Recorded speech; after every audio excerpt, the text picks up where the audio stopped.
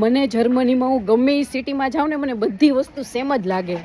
ગાર્ડનમાં જાઓ, કોઈ પૂતળું જોઈ જાઓ, બધા પૂતળાના મોઢા તો સેમ જ હોય. અને આજે મારી ફ્રેન્ડ છે ને એ મથુરાની છે.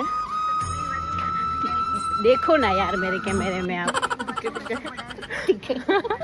फोन मेरा ये लड़की इतनी शर्माती है और इतना केयर करती है यार. मत करो. जर्मनी है जर्मनी. मथुरा ना लोग रियली हारा हुए છે. बेस्ट. इधर कोई स्पेशल जगह तो मुझे खबर नहीं है. खबर नहीं है. मेरा हिंदी निकल जाता है क्योंकि मेरे फ्रेंड्स अमुक हिंदी लोग हैं तो मेरा बाबा हिंदी आ जाएगा.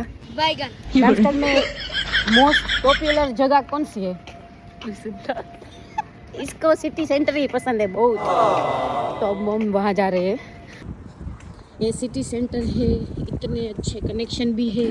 डार्मस्टाड में आना है तो आ ही जाओ. ये देख लो ये लुइजन प्लाज है. ये मेरी फ्रेंड को बहुत ज़्यादा पसंद है सिटी सेंटर.